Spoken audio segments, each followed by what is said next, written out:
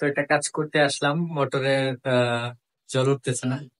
তো বক্সটা চেঞ্জ করলাম এবং মোটরটাও চেঞ্জ করে দিলাম।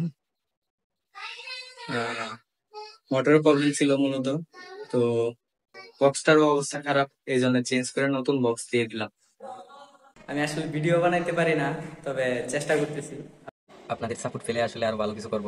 সত্যি বলতে কি, মাঠে যদি খেলা দেখার যদি দর্শক না থাকে তাহলে আসলে উৎসাহ পাওয়া যায় না।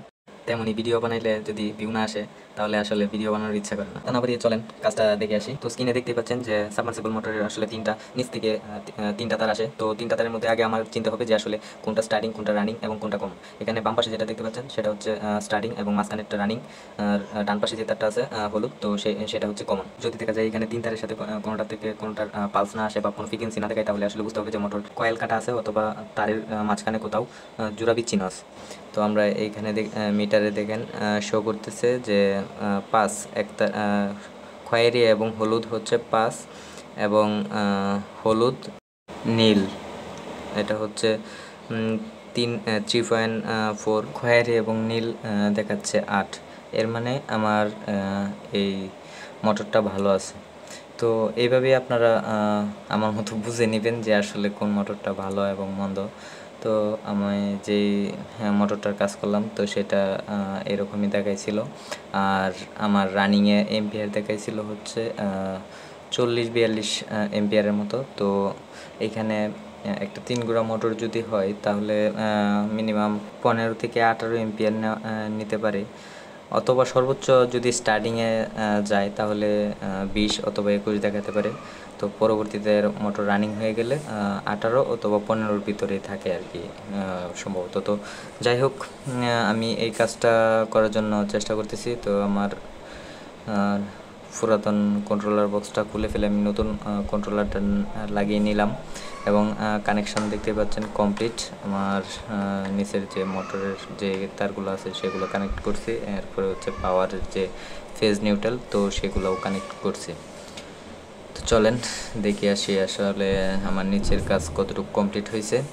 তো ধৈর্য সহকারে আমার সাথেই থাকুন, আশা করি আমি কাজটা কমপ্লিট করতেছি। আপনাদেরকে আজকে টোটাল কাজটা দেখাবো। তো দেখেন আমি নিচে চলে আসলাম। তো দেখেন এইখানে আসলে নতুন মোটর আনা হয়েছে। তো মোটর হচ্ছে আগেরটা 3 গুঁড়া ছিল, এখনও 3 গুঁড়াই নিয়ে আসছে। এখানে একটু দেখি ভালো করে যে আসলে কত গুঁড়া আছে এখানে। হ্যাঁ, আমি দেখতে পাচ্ছি আসলে যে 3 গুঁড়া 2.2 কিলোওয়াট। যে আপনারা দেখেন 3 HP এবং 2.2 kilowatt. 1.5 inch delivery, made in China, বেশি দিন যায় না। বলছিলাম আরে ফেলানোর লেগে অথবা পার্ট এক্সের আনার লেগে, নিয়ে আসছে made in China star plus pump. তো দেখি কতদিন যায়। তো আগে নাকি উনি ইউজ করছিল। তো এখানে আমি ব্যাকআপটা উঠাইলাম। টাইমার থেকে লাইন আসতে 3 সেকেন্ড লেট হয়। তো দেখেন আমার এই মিটারে এম্পিয়ার শো করতেছে 15 এম্পিয়ার, 15., আপ ডাউন করতেছে কিছু। এই যে এখন দেখেন 16 এম্পিয়ার। তো এমনই হয় আর কি, নতুন তো এই কারণে 15-16 এম্পিয়ার। কিছুদিন ইউজ হইলে পরে আবার 16-17 এম্পিয়ার অথবা 18 এম্পিয়ার নেবে।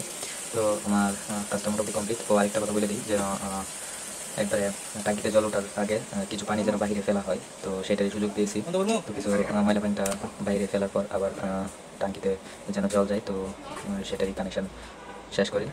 দেখতে পাচ্ছেন একেবারে কমপ্লিট। তো আবার আমি দেখার চেষ্টা করতেছি, দেখেন ঠিকঠাক আমি শো করতেছি। তো আমার এই ভিডিওটা কেমন লেগেছে আপনার কাছে অবশ্যই কমেন্টে জানাবেন।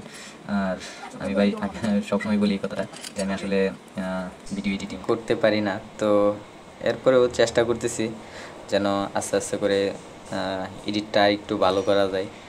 অসংখ্য ধন্যবাদ যে আমার এই ভিডিওটা দেখছেন। আজকের মতো এই পর্যন্তই। তো দেখা হচ্ছে নেক্সট ভিডিওতে। কাজ কমপ্লিট হয়ে গেছে, তো এবার যাওয়ার পালা।